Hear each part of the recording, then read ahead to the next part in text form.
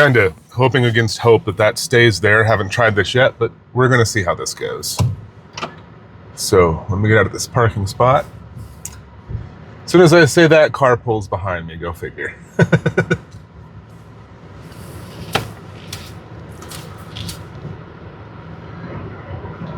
For some context, I should probably say that I'd been sitting there for like the past 10 minutes getting ready. What did I hit?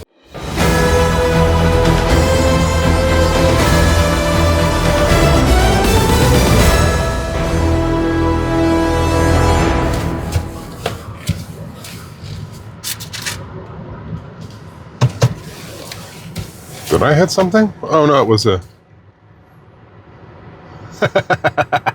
That's funny. It was a can. I was so confused. I have a backup camera. And didn't see anything there, so I guess it was just a can or something. That was fun. Anyway, so as I'm sure you're probably noticing already, this video is a little different from the other ones that I've posted on the channel. Up until now, I've tried to get videos that were more polished and more production quality, but I figured I'd try something a little bit different and see if you guys like it, and if you do, then I'll make more of these. But I was trying to think of a video to make today, and I really couldn't think of one. And I know Bree, I'm sure you've seen Bree in the other videos, and Bree likes to watch videos of a lot of the other YouTubers that are usually like these attractive ladies, and they're usually just sitting and talking about, like what their day is, or what they did with their kids, or that they're gonna, they're gonna go to Target and spend $8,000 on designer lampshades or whatever it is that they're gonna do, and then come home and show you the product haul. And that's cool. I don't think I'm as attractive as Sarah Ray Vargas, but I figured I'll give it a shot. And also maybe just to give you guys a little bit more of insight of what we're actually about here on Neon Tourist, and a little bit of a behind the scenes of the day-to-day. I know one of the videos that we've seen, or when we were doing our research, that people were asking about was how to travel in Vegas. And I can understand that question, especially people that are visiting here from the East Coast, places like New York specifically, where you can walk everywhere. I'm sure if you saw my previous video of walking from the airport to the Strip, it's possible, but Vegas is not set up for walking. It's not. Everything is spread out. There are clusters in neighborhoods. Like if you have a strip mall or something where you have a bunch of stores that you want to go to, or if you want to, usually there's like an anchor store, usually like a grocery store or something like that. I'm sure you have them everywhere around the country, where you have your grocery store and maybe a couple fast food restaurants out in the parking lot, and some smaller places like some nail salons or like a UPS store or something like that. But other than those, getting from large activity centers to another large activity center, you need a car, or take a bus. I guess you could bike if you're really athletic, but we're talking miles usually. Where I am right now, I'm actually in the Centennial neighborhood, heading over to over by closer to Nellis Air Force Base, or the North Cannery, or the original cannery, for those of you familiar with the area, to pick up something I won on Nellis auction.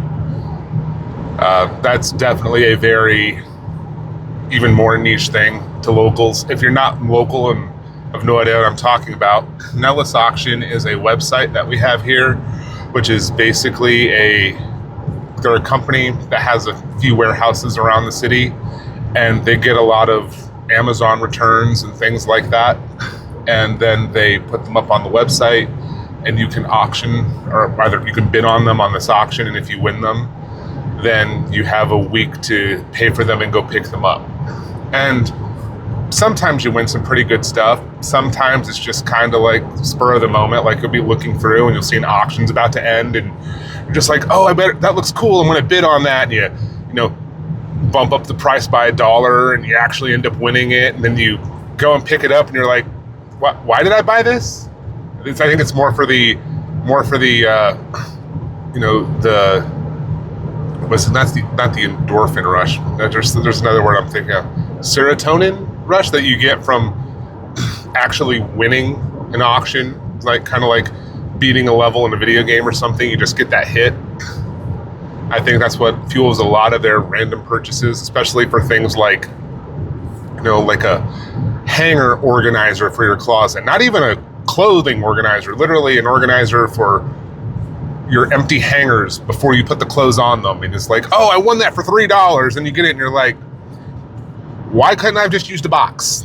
Or something like that. Or so anyway, so what I won this time, for example, is I've been doing a lot of video editing recently with, you know, the channel and the videos that I've been making. And, you know, before I started the channel, we actually made the investment to get a more beefed up laptop so we could actually have a computer to do editing when we're on the go. Because I mentioned also in one of the previous videos that we're going on a cruise at the beginning of June.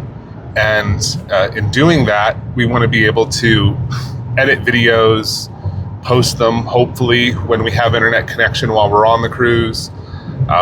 Also, want to be able to take the video files off of our devices. So like right now, the camera that I'm using is actually my phone. I have filmed everything so far on, with the exception of like the GoPro shots that I've specifically said are GoPro shots. Everything that I've filmed so far has been on a Samsung S24 Ultra. And that's just because, I'm sure you can see from the video right now, it shoots in 4K 60 frames a second, which is better than some DSLRs that are substantially more expensive. I mean, I don't have the benefit of being able to swap out the lenses, mind you, but I mean, the native zoom on the 24 Ultra is pretty great. Plus there's like 5 different cameras built into the back of the phone. There's literally a camera cluster back there. I'm sure you've seen them, or I might throw a picture of one up on the screen just in case you're not familiar with the Samsung line, like if you're an iPhone user or whatever. But anyway, yeah, so we got the upgraded laptop. So we can empty the memory on the phones. And I've been doing the video editing with just a little cheapo pair of like plug-in earbuds, just because I need to be able to hear the audio for like when I cut things. I'm sure you've seen in my previous videos, a lot of it is different cuts. Like when I was trying to do the news segments that I was putting out earlier this week. And side note on that, I don't think I'm gonna continue the news segments unless, you know, you guys tell me that you want me to. But I was primarily doing it because Lalito Loca puts out news segments on his channel, and we're fans of Tony and Lalito Loca, so I thought it was pretty cool when I was checking out his channel and I see he has like 3,000 something videos on there, and a lot of them are those news updates, and I was just like, okay, cool. And then looking at all these new YouTuber channels and things. Oh crap, I have a call coming in, hold on. All right, sorry about that, guys. So anyway, where was I? Anyway, oh yeah, so I think I was at the part where I've been watching all these new YouTubers, or these new YouTube help videos, and I'm on the NewTubers Reddit, and they're talking about, you know, just get out there, just film, just make videos, you know, make sure you have content on your channel. You know, you need to be uploading so you can learn what you're doing and so you can get better and all this stuff. And that's great, that's awesome, but I want to make sure that I'm putting out content that people actually want to see. And you know, I've heard that, you know, maybe because I'm doing the edited videos early on, that people might not like that as much as if I did more raw videos like this, where it's just me driving and talking. So we're going to see how that goes. But anyway, I was trying to put out those news videos, and my attempt at doing that was just trying to find top stories for the day that had to deal with travel specifically, because, you know, with us being Neon Tourist, we're trying to do travel related, or at least travel adjacent content. And I've noticed that was really hard to do, actually. There's a lot of news, obviously, that goes around now, but most of it is like about politics or war or, you know, a whole bunch of not really fun stuff. And, you know, I want our channel to be an escape for people. Like, I want people to be able to, you know, go to YouTube and turn on our channel and, you know, put our videos on autoplay and know that it's going to be something enjoyable and entertaining, and they're not going to have to worry about somebody telling them who to vote for or who blew up who or whatever happened in the news today. Just something to, you know, realize that there are good things in the world, and that, you know, there are things to look forward to doing or plan to do. And yeah, I think I'm just on a rabbit hole rambling on that. But so anyway, what I won at Nellis auction were these headphones. So I was using these little just cheap plug-in like AirPods that you get off of Amazon, like the $10 ones, and they're really good. Like, they're nice quality, but a lot of times when I'm doing my video editing, I'm actually sitting in the living room with Bree, and we're watching other things on YouTube, like to be actively learning and studying things, or just getting updates on the channels that we watch just because we like watching them. But that at some point that usually turns into me just kind of blocking everything out and focusing on the video to edit it. And when that happens, I wanted something with a little bit more of a noise canceling thing. So they had these like Alienware style over the ear headphones, and I was looking on Nellis auction, and it's like, oh, these are MSRP like $90, but they were doing a sale this weekend where everything on the site started at $1. So I was like, all right, I'll bid like $20 on it, and if I get it, I get it. And I won them for like $10. So it's awesome. So that's what I'm on my way to get right now. And then they also sometimes have like, I don't want to say non-perishable food items, but like harder to perish food items. Like, for example, like Gatorade. So they also were selling these big cases of sugar-free Gatorade on there, and we're a big sugar-free beverage household. Little bit of a side note, Bree and I both had gastric sleeve surgery, and we're trying to improve our physical fitness and such. So one of the things that we did to try to help our caloric intake is we try not to drink anything with sugar in it, because we're like, if we're going to be eating calories, we don't need to be drinking calories too. Plus, they also teach you when you're going through all the classes and everything to get any type of gastric surgery that, you know, it is easier to get calories in if you're drinking them, because you don't think about it as much versus eating something, because drinking, there's no chewing required, so it's less effort, so it's easier to get more calories in. So, you know, for those of you that are, you know, watching travel channels because you're planning a vacation and you're thinking like, oh, I want to lose weight before I go on my trip, but I really don't want to diet. You know, you don't necessarily have to diet. You can just modify some things here and there. I know if you've, again, seen me in other videos, you see me standing, and I'm a big guy, and I've mentioned I'm like 6'3" and like 360 pounds roughly. I like fluctuate up and down a little bit in that range. At one point I was almost 500. So Like, I'm down 100 pounds and still going. It's a little harder now than it was at the beginning. I mean, but because at the beginning, before I, did the surgery, before I started on the weight loss journey, I was just eating a hilarious amount. Like, I would sit down for lunch myself and I would eat 2 entire hot and ready pizzas from Little Caesars. Now, that was stupid. I know that. But I was hungry and I was eating with my eyes. And you know how they always say your eyes are bigger than your stomach? Well, before I had my procedure, that was never my problem. I always found a way to eat everything I had in front of me. And then 10 minutes later, I'd want to eat something else. And that's how I ballooned up so big. And yeah, I don't want to go back to that. So changes that you can make if you don't want to diet, because I know that I started doing diets and things like that, obviously, like most people do when they start doing weight loss. And it's, you fall off the bandwagon, you get disheartened with it, you get frustrated because you see something you want to eat, and then you've put restrictions on yourself and you're like, I can't eat that. And then you make yourself feel bad. And then you have this like internal conflict about, I want it, but I shouldn't have it. But then not having it is making me depressed. And then I'm not wanting to work out. And it's just like this vicious cycle.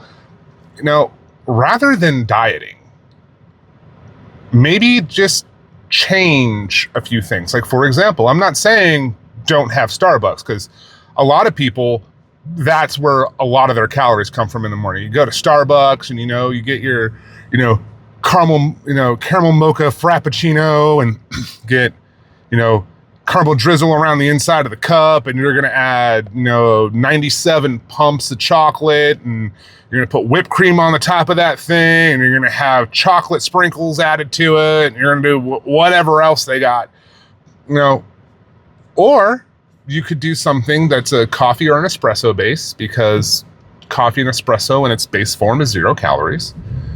You can use their sugar-free syrups and flavorings, which are also 0 calories.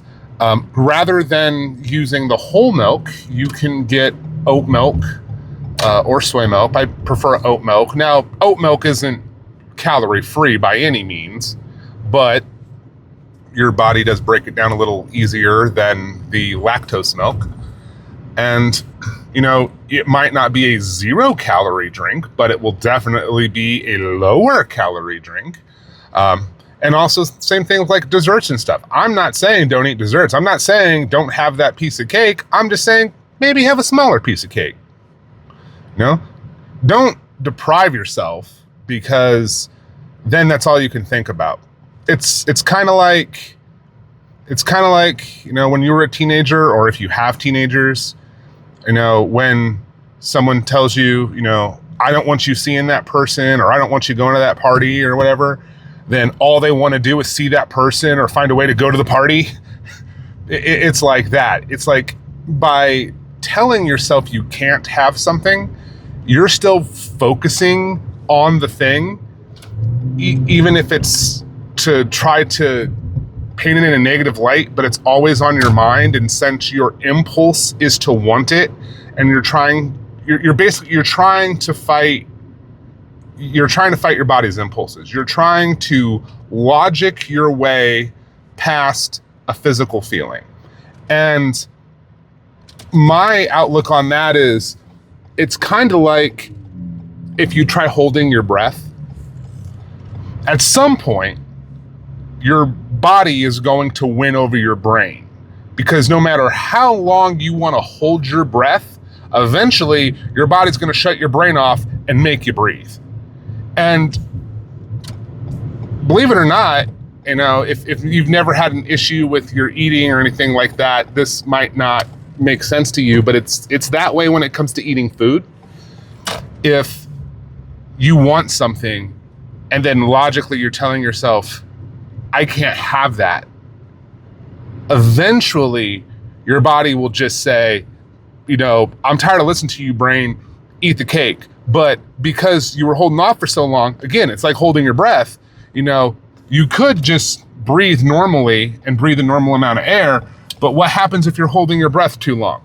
Well, when you take that next breath of air, it's going to be a huge breath of air, right? You're taking way more air than you would if you just kept breathing normally. Same thing when you're eating. If you tell yourself that you can't have the cake, I know I'm using cake for example, just the easiest thing I can think of, but if you tell yourself you can't have the cake or can't have the cookies or whatever it is that you're saying you can't have, when your body eventually wins, and it will because that's human nature, you're not just going to have a piece of cake. You're going to eat the cake, all of it, or as much of it as you can get. And it causes issues. Now, when you have something like the gastric sleeve procedure, it limits your physical ability to intake that. And if you attempt that, there's physical ramifications in the form of you get very sick. And that then creates a negative physiological response, which then interferes with that feedback loop. So your body says, I want this. But then after enough times of eating it and getting sick, eventually your body's like, you know what? I give up. And that's kind of the hard way of breaking your body of bad habits, but it is a way of doing it. All right, hold on one second. We're going to check in here at this Nellis auction. I may have to mute this. I have to give him my number and stuff, but hold on. Hello. Hi. Is your phone number?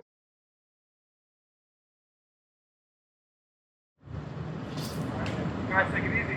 For Daryl? Yes. 2 items. She'll be right out. All right, thank you very much. Thank you.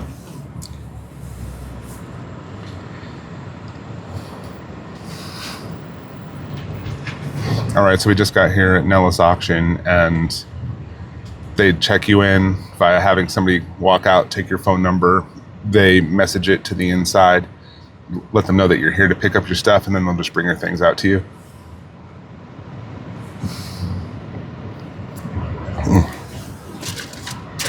Nope, this is it, right here. You have a nice one, brother. You too, thank you very much. Have a good day. Of course, you as well. Thank you. All right, you see, we got this. Okay. Well, that was interesting. Apparently, my phone overheated. So that's a fun thing that happens here in Vegas. And good thing I checked it too. I actually didn't need notifications of it. I'd only actually filmed another, 30 seconds of film, which I thought I was doing another 30 seconds before I checked it from where it cut off. And yeah, good thing I did, because it just died due to being hot.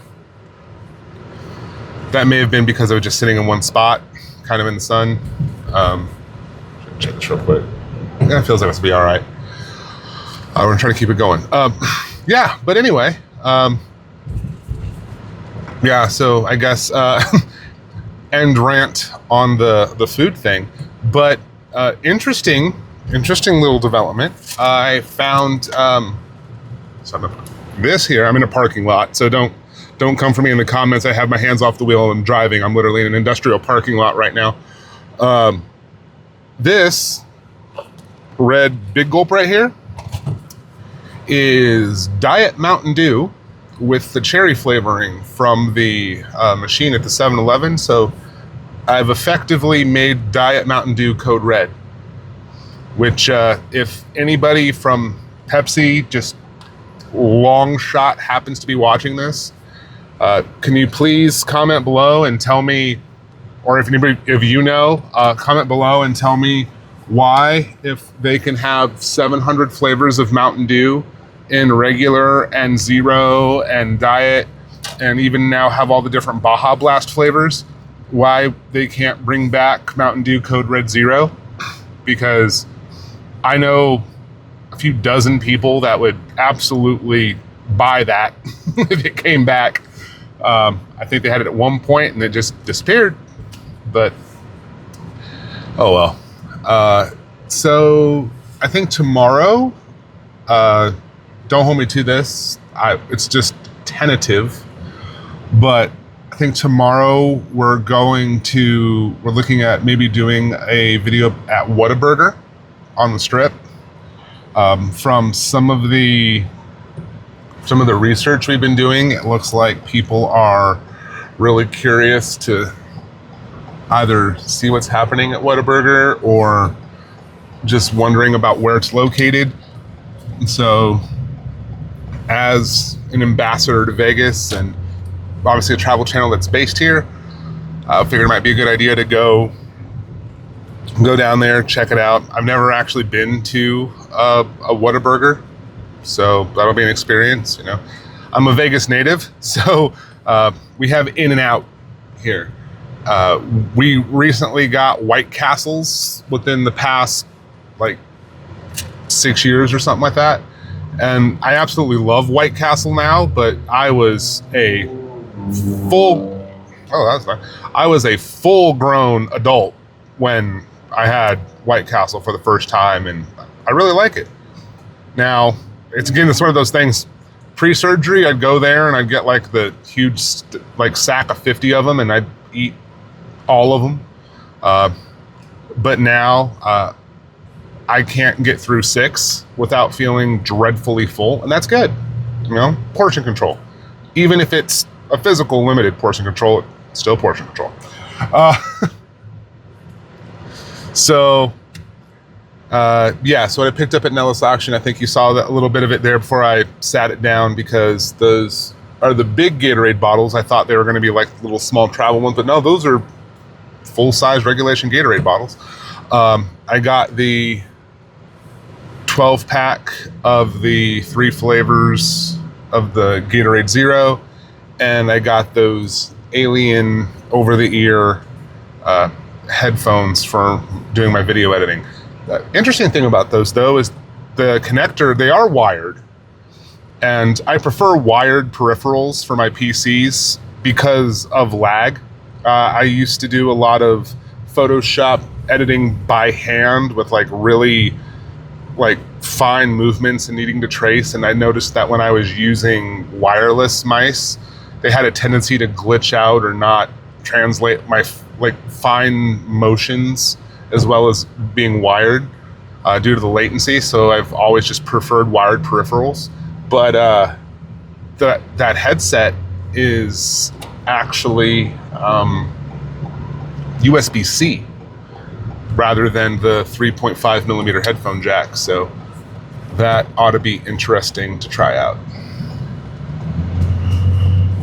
And they light up too, so I might have to get a little shot of that to show off at some point, or maybe I'll do an editing video I don't know.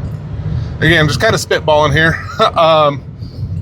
And then I also don't know if I'm going to do a dedicated video about how to get around in Vegas. I know I talked about that at the beginning of this, so I might just consider that, a done and dusted issue because I mentioned it here. But if it seems like people want a more in-depth, travel mode specific video, I might do that.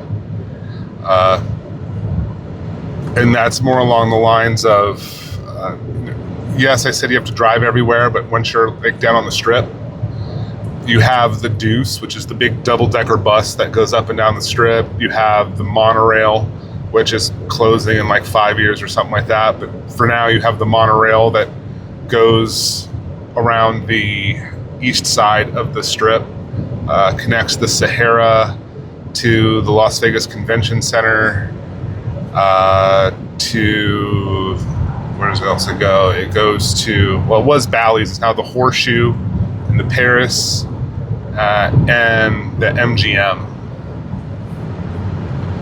And then over on the west side of the Strip, you have this smaller inter-resort monorail that connects Mandalay Bay, Luxor, and the Excalibur.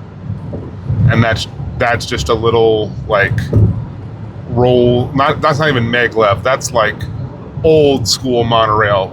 As far as monorail technology goes, that's caveman tech. It's held up by tires and like an old school roller coaster pulley system, and it's squeaky and rickety. But you know, if you're wanting to get between the properties and you don't want to walk through the Vegas heat, or if you're, you know, in some form of inebriated and can't, it's a good option to get between those 3 properties at least.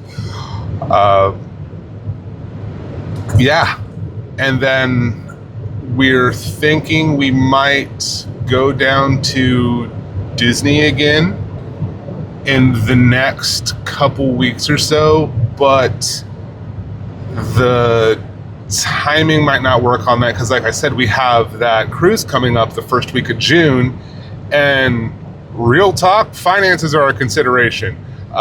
You know, the channel's nowhere near being monetized, and I know that's one thing that the larger travel YouTuber channels have going for them, or like the other Disney tubers that we follow, is their channel is monetized and they do have hundreds of thousands of subscribers. So they're getting YouTube monetization, which they can then put back into the expenses of video production, which is 100% our intention. But we're not there yet, so we're funding it all out of pocket.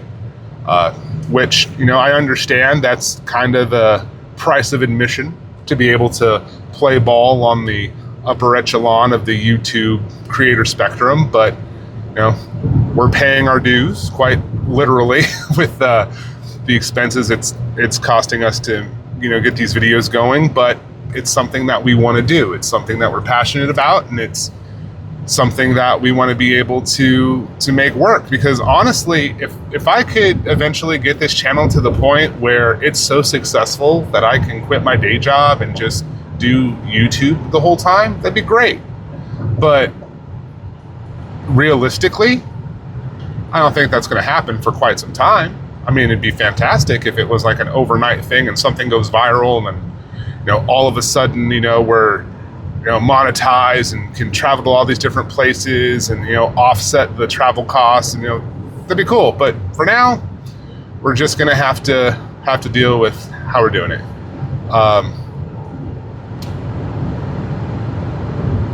And I'm trying to think if there's anything else I have in the pipeline.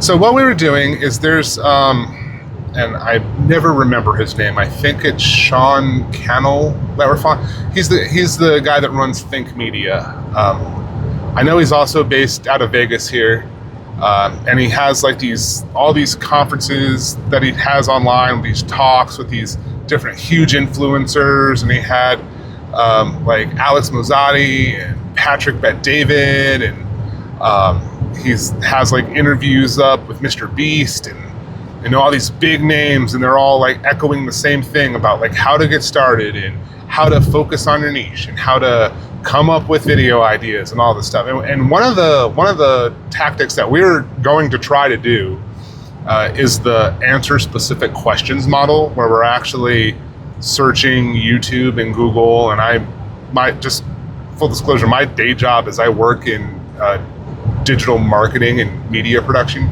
So I'm used to dealing with checking keyword data and traffic analytics and ad performance just for my day job. So that's where my real life skill set, as you could call it, applies to this YouTube channel. So I've taken that skill set, applied it to here, and so now I'm using my my skill set of like competitive data research, competitive intelligence gathering, and keyword trend tracking and things like that to try to figure out what the most popular questions being asked by people are, so we can make videos on that topic. So hopefully the you know, YouTube algorithm gods deem us worthy enough to be the video that they show to people when that question gets asked.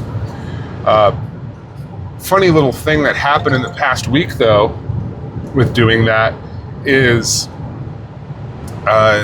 when I was looking on Google Trends for the past 7 days, one of the top searches in like 8 different ways of phrasing it was Las Vegas hotel shaped like pyramid, or pyramid hotel in Las Vegas, or Las Vegas pyramid, or what hotel is shaped like a pyramid on the strip, or strip pyramid like, you get the picture. And then one of them at the end of it had NYT. And then there was another one, it was like fodder for a sports fan. Or no, sorry, fodder for a sports walk, NYT. And I was like, what is this NYT? And apparently the reason that people were searching for Pyramid Hotel on the Strip wasn't because that nobody knew what the name of the Luxor was.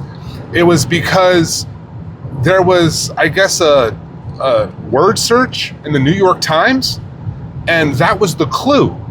So everybody was just trying to use Google to figure out how to solve their crossword puzzle. So they weren't actually interested in finding out about the Luxor and just had no idea what they're called Luxor. They were just not sure what the name of the property was, trying to figure out how to solve a puzzle in a newspaper. So I'm glad I dug that down in my research before I went out and did an entire property walkthrough of the Luxor, trying to answer people's question on what the Pyramid Casino on the Strip is, because after this week, most likely that search is going to go away. So that's where it's important to understand the basis of your trend data. Again, that's where my skill set comes in, because had I not known that I could switch the amount of days I could do that research on of Google's data, I wouldn't have actually seen that, hey, this is just a flash in the pan trend. And, after people are moved on to the next crossword, nobody's going to be searching for that anymore. At least fewer people. So I want to make sure that I'm actually making videos that you guys want to see. So, if you want me to do the video about the Pyramid Hotel, again, let me know. Let me know in the comments. Actually, here's a question I have for anybody watching this. And if you guys could give me an answer, seriously, anybody that's watching this, if you made it this far in the video, thanks for sticking with me. But a question I need answered that would really help us out is, what do you wish you knew about Vegas? Or even better, what do you want to know more about in Vegas? Or what do you want to see somebody do or talk about that you either can't find anywhere, or that you're not happy with the information that's available to you? Because I want to do that. I want to be able to fill that gap for you guys, because all the other, I know who my competition is in my niche. I know about Jacob's Life in Vegas. I know about Travel Ruby. I know there's like Yellow Productions, and there's a couple other YouTubers that have it a little bit easier, because they're fairly attractive ladies. They can put up the thumbnail of them, and they'll just get clicks just from guys being curious, because they're just like, they're being guys like, ooh, this looks interesting. It's like, are you even going to Vegas? Nope, but she looks interesting. So they get the click. As I mentioned previously, it's like, I don't have that luxury, so I have to actually be informative or entertaining. I can't just base it off of these good looks. But yeah, with their videos, I know that they do a lot of 10 best places to stay on the Strip, or these are the best tactics for winning at a slot machine, which, by the way, the slot machines are all run off of a random number generator, and they have to be. And if they're not, the Nevada Gaming Control Board comes in and shuts down the casino, and everybody involved gets in trouble. So there's really not an actual strategy you can use on the slot machines. Now, there's a way you can judge volatility and make smarter bets on which machines you actually play. But you can't tell when a machine is running hot or running cold, or when it's about to pay, because if you could, that means the casino could, and that they can manipulate it, and then that would violate the statutes put forth by the Nevada Gaming Control Board, which a lot of people don't realize that we have.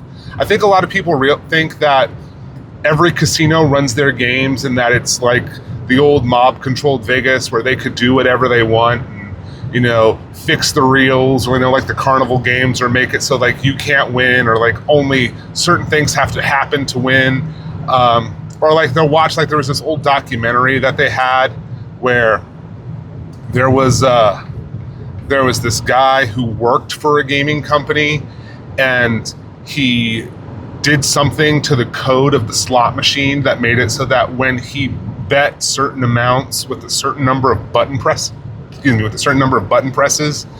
it would actually trigger the machine to hit the jackpot.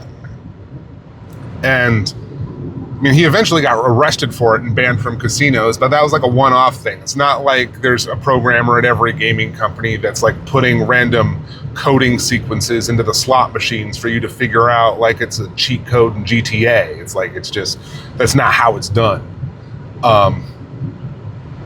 But I want to be able to make those videos that they're not making, you know? Yeah, I know. Sorry, that beat was just my cruise control turned off. I have adaptive cruise control, and there's somebody pulled over up here, so everybody's stopping to gawk at them. Anyway, so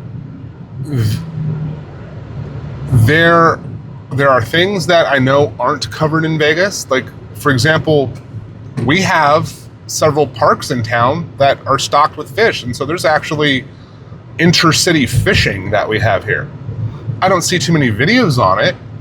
You know, like I know there's a channel I used to watch called Sin City Outdoors, but they primarily focus on like hunting in northern Nevada and fishing at Lake Mead.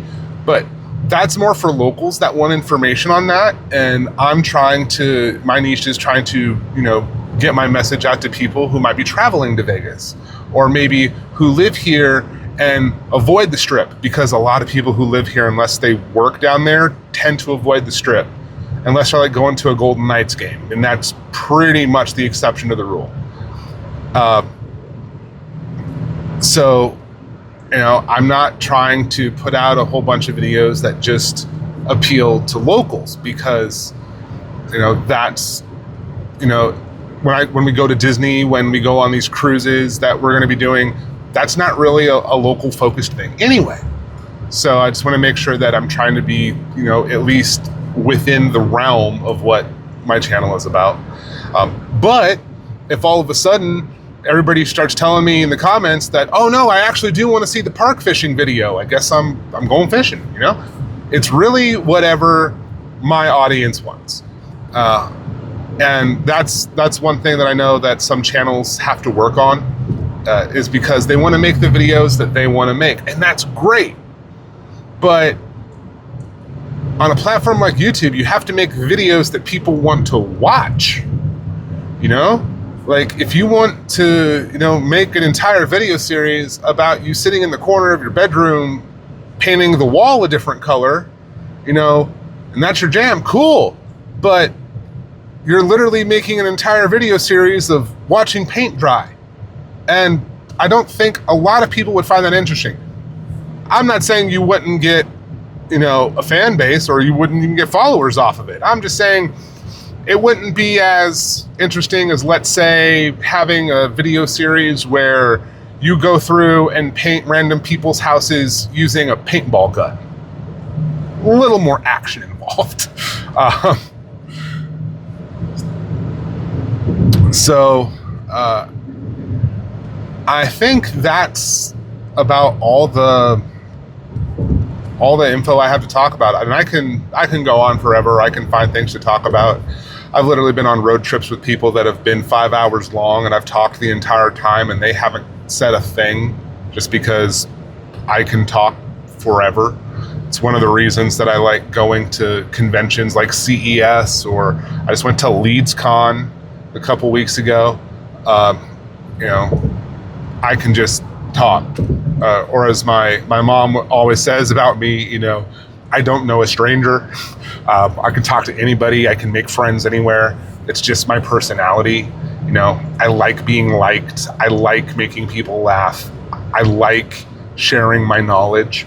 And that's, you know, some of the reasons that this YouTube channel is important to me, because it gives me a bigger platform to do that, to talk to people, to make connections, to share what I know. Then I don't have to repeat it 400 times. I could just send the video to 400 people and only say it once, you know, think smarter, not harder. You know, just go from there. But, you know, I'm almost back home, and I think I'm gonna get there and crack open this headset and put this video together, and it's probably going to be my least edited video to date, with the exception of the parts where my recording cut out. With that, I'm going to say, if you stuck around for this, I appreciate it. Thanks for listening to me ramble. Hopefully, if you have any questions or things you want to see or suggestions or anything, please let me know below. As a new YouTuber, I think I'm legally required to say, if you've liked this video, please click the like button, subscribe to our channel, and hit the notification bell. It also gives me a reason to put that infographic that I paid for up in the video right here. Until next time, my name is Daryl with the Neon Tourist YouTube channel. Safe travels.